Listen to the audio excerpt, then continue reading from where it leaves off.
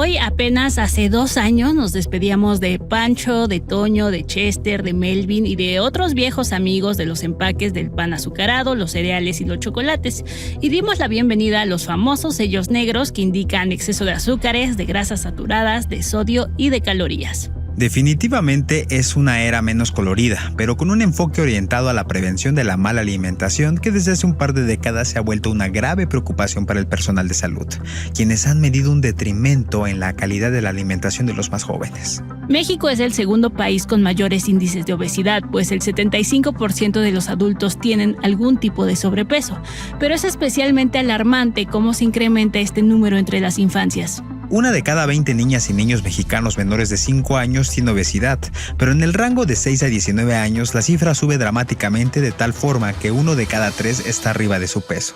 A ello están asociadas enfermedades como la diabetes tipo 2, la hipertensión, colesterol alto, hígado graso y problemas respiratorios. No por nada, la Organización Mundial de la Salud considera que este es un problema prioritario en el siglo actual. A pesar, y tal vez porque nos hemos vuelto más conscientes de los daños que causan los ultraprocesados, las marcas han tenido que buscar huecos en la reglamentación para anunciar sus productos de manera eficaz. Y han dado con los influencers. Quiero Choco Crispies tempranito. Crunch, crunch, crunch, me divierto y lo repito. Choco chocolate y luego bailo despacito. Crunch, crunch, crunch, choco y leche en el platito. Oigan, amiguis, así como chopean su pan dulce con cafecito, chocolate, ahora también pueden disfrutar del delicioso sabor de su pan dulce favorito a cucharadas. Gracias a Panadería, te sorprenderás con sus tradicionales sabores a rollos de canela, churros, pan de muerto, el nuevo sabor concha, todos están deliciosos. En años recientes, el fenómeno de los influencers que son usados para publicitar comida chatarra ha sido bastante investigado. En Estados Unidos, celebridades como Justin Bieber, Travis Scott o la superestrella de TikTok Charli D'Amelio han hecho colaboraciones con grandes cadenas de comida rápida. Latinoamérica no se queda atrás. Hace poco, una gran cadena de hamburguesas comenzó una campaña donde cada semana invita a conocer qué elige X celebridad de su extenso menú. Han participado J Balvin o Sebastián Yatra, aunque en otras campañas participan influencers digitales con millones de seguidores. En 2021, el New York Times publicó un artículo al respecto y Josh Golin, de la asociación Fair Play, la cual se encarga de proteger a los niños de publicidad dañina, declaró que para los pequeños es especialmente difícil distinguir cuándo se trata de un anuncio pagado y cuándo de un contenido orgánico. Yo soy Valeria Ríos. Y yo, José Guadalupe, y en el episodio de hoy queremos saber en qué área gris están operando los influencers, qué tan influyentes pueden ser realmente estos creadores de contenido en cuanto a la alimentación y sobre todo, ¿es ilegal o simplemente poco ético lo que están haciendo?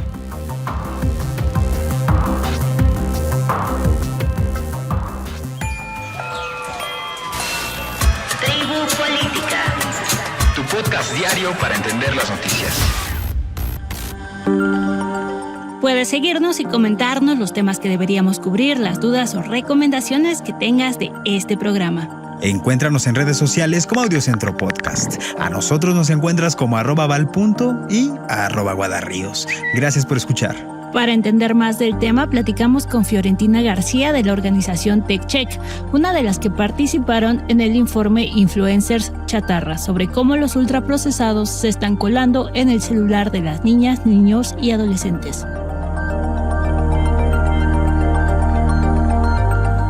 Estimada Fiorentina, bienvenida de nuevo a Tribu Política y gracias por participar con nosotros para que nos platiques qué está pasando con este vacío legal de que los influencers violan en materia de publicidad de comida chatarra. Sí, pues mira, con este informe de Chatarra Influencer, primero nosotros, pues al ser una organización dedicada a la protección y defensa de los consumidores digitales, pues nos interesa que justamente nuestros derechos sean respetados en todos los ámbitos y uno de ellos es importante, es a la hora de hacer publicidad. Y vemos, desgraciadamente y de forma muy preocupante, que en las redes sociales las y los influencers, así como la industria, en este caso de comida chatarra, y de las agencias de marketing, pues viven en una completa anarquía al momento de promocionar bebidas azucaradas y alimentos no saludables, especialmente cuando se dirigen a niñas, niños y adolescentes. ¿Qué hicimos entonces en este informe? Pues estuvimos monitoreando durante varios meses diversas campañas de diversos influencers, desde mini influencers hasta mega influencers, como por ejemplo el Capi Pérez o Carol Sevilla, e identificamos diversas campañas de empresas como Kellogg's, Nestlé, Danone, Bimbo, Jumex, entre otras empresas. ¿Qué es lo que vemos aquí? Pues principalmente dos aspectos que nos preocupan mucho. Uno, pues que la industria de comida chatarra está utilizando a los influencers para promocionar sus productos de forma engañosa, es decir, los influencers no los promocionan como una recomendación personal en lugar de especificar claramente que se trata de publicidad. Y el segundo punto muy importante que nos preocupa es que están utilizando influencers de grupos específicos, que en este caso son mamás influencers e influencers infantiles, para hacer este tipo de publicidad. Resulta muy interesante lo que nos expones, Fiorentina, porque es algo muy preocupante de que las corporaciones de venta de comida chatarra violen las restricciones de forma tan sutil en este tipo de anuncios, ¿no? ¿Hasta ahora no existen regulaciones al respecto? Claro que existe esa regulación, existe en el ámbito de la Ley Federal de Protección al Consumidor, en el artículo 32, en el que se especifica cuáles son nuestros derechos a la hora de hacer publicidad, que esta publicidad tiene que ser transparente, veraz, identificable y adecuada. Y asimismo también existe la Ley General de Salud en materia de publicidad, en el que también se especifican estos derechos. Esa es la situación en nuestro país, pero ¿esto se castiga también de forma internacional o es algo que radica solo en México? Estás tocando también un punto muy importante, algo que también hemos identificado en este informe y que van a poder ver todas las personas que lo consulten en línea, es que mientras en otros países ya se está discutiendo cuáles son las regulaciones que deben de someterse estos influencers específicamente, aquí en México no lo estamos discutiendo. Estoy hablando de Reino Unido, estoy hablando de España, de Estados Unidos, de Francia. Fiorentina, es muy interesante observar esto desde distintos puntos, ¿no? Porque al final vemos que este es un agujero negro de irregularidades en la que están a la vista de todos y frente a millones de usuarios. ¿A qué están expuestos los consumidores? Otro punto también muy importante que acabas de tocar y que también lo abordamos en el informe, José, es el tema de la falta de trazabilidad que podemos tener aquí en las redes. Si bien podemos conocer el alcance que tienen en términos de likes, en términos de seguidores, es a veces muy difícil estar monitoreando este tipo de campañas publicitarias. ¿Por qué? Pues porque se publican en historias de Instagram que duran 24 horas, ¿no? Y entonces donde ya no queda ninguna prueba de que efectivamente el influencer hizo esta campaña o generó este tipo de contenido. Y en ese sentido, este problema de salud alimenticia también abre una puerta a la problemática que es el vender cosas sin regulación en Internet, ¿no? Así es, y por ejemplo lo de los cigarros o lo de las proteínas, ¿no? Que son productos todavía mucho más sensibles a la salud y que todavía tienen una regulación todavía más específica en la ley. Una de las organizaciones que más ha trabajado el tema junto con nuestros amigos de TechCheck es el Poder del Consumidor, organización dirigida por Alejandro Calvillo, quien lleva años advirtiendo de los riesgos de que los ultraprocesados se hayan infiltrado poco a poco durante los últimos 60 años en la alimentación de los mexicanos. Más que un punto de vista sanitario, se trata de un punto de vista económico y político también, pues advierte que con esta adaptación de decenas de saborizantes, colorantes, antioxidantes, espesantes y conservadores, vienen con un modelo donde se prioriza la máxima ganancia para un puñado de empresas a costa de la salud de los consumidores. Es esta organización, Poder del Consumidor, la que ha impulsado cambios importantes. En 2006 lograron que la Secretaría de Salud reconociera que la publicidad era un factor que contribuye a la obesidad infantil. En 2010 se avanzó en la regulación a la venta de bebidas y comida chatarra en las escuelas. En 2014 se logró el impuesto al refresco y en 2020 el nuevo etiquetado. Pero enfrentarse a las grandes corporaciones que controlan la alimentación no siempre ha sido miel sobre hojuelas. En 2016, cuando se cabildeaba aumentar el impuesto de refresco, Calvillo y otros colegas fueron espiados con el software Pegasus. De hecho, este fue el primer caso público en México con el que se conoció esta intrusiva tecnología que hoy en día sabemos pudo haber sido utilizado contra al menos 15,000 personas en nuestro país. Vamos a una pausa y regresamos.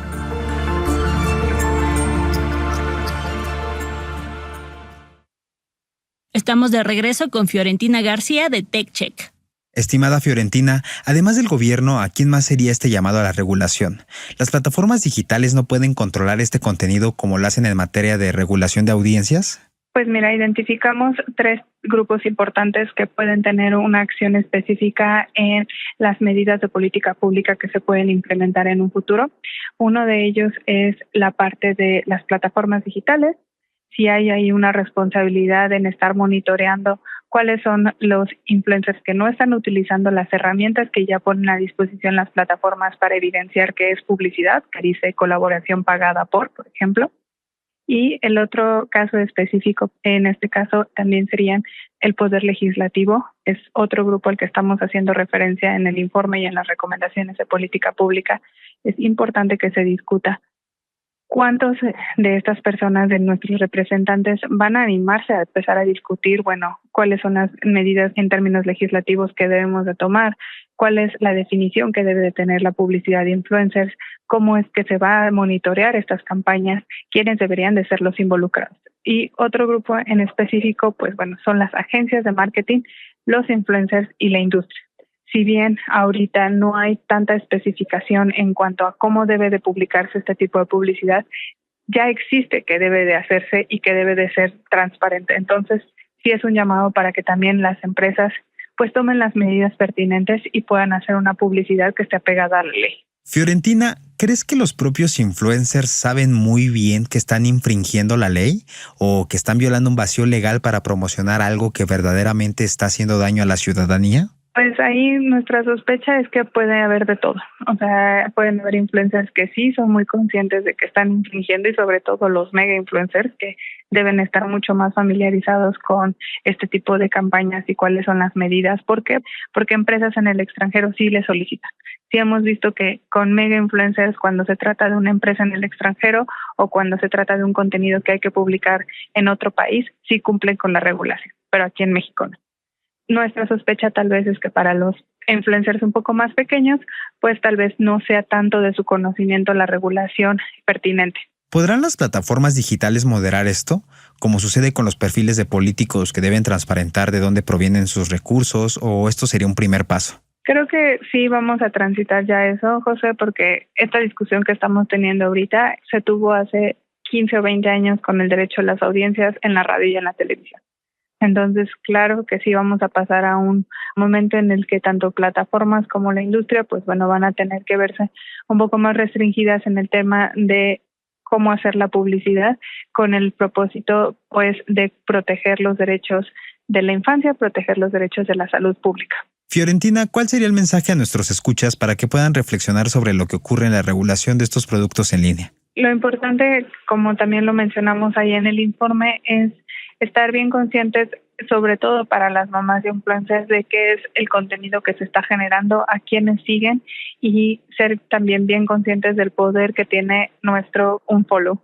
Dejar de seguir a personas que tal vez ya no concuerdan con los valores o los principios que los padres de familia tienen o madres de familia tienen, para que podamos apoyar de mejor manera la educación de las personas más pequeñas en nuestro país y que son más vulnerables. Fiorentina, muchísimas gracias por la oportunidad y para terminar, solo recuérdanos en dónde pueden consultar este informe. Sí, invito a todas las personas ya a descargarlo. Está disponible en www.tech-check.com.mx. Van a poder ver ahí el espacio para el Observatorio Influencer, que también ya se publicó, y de ahí pueden descargarlo. También en nuestras redes sociales nos pueden encontrar como TechCheckMX. Como te contábamos al principio de este episodio, la obesidad infantil se ha vuelto una de las prioridades de la OMS, porque este es un problema compartido y que además está ocurriendo en todas partes, aunque algunos gobiernos deciden tomar acciones y otros simplemente no. El año pasado, el Ministerio de Consumo en España, donde el 40% de las niñas, niños y adolescentes tienen sobrepeso, prohibió que los personajes destacados realicen publicidad de alimentos y bebidas dirigidas a un público menor de 16 años. La realidad es que las redes sociales y el entorno digital son cada vez más importantes y sin embargo es un lugar con pocas regulaciones. Incluso los controles de plataformas como YouTube u otras que se rigen por autorregulación son muy sencillas de saltar. Se han hecho diversos esfuerzos por alejar a la comida chatarra de los niños, como prohibiendo su venta en escuelas, quitando a los personajes de los empaques o poniendo grandes sellos negros advirtiendo de sus componentes dañinos, pero aún eso no parece ser suficiente para evitar que caigan en sus manos. Si quieres conocer más del tema, puedes ver el informe Influencers Chatarra. A Alejandro Calvillo lo puedes leer en Sin embargo y a TechCheck los puedes seguir en sus redes sociales como @TechCheckMX. Tribu Política es producido por Audiocentro, escrito y conducido por Valeria Ríos y José Guadalupe Ríos, editado por Eric Evan González con la producción ejecutiva de Luisa Cantú y Javier Martret.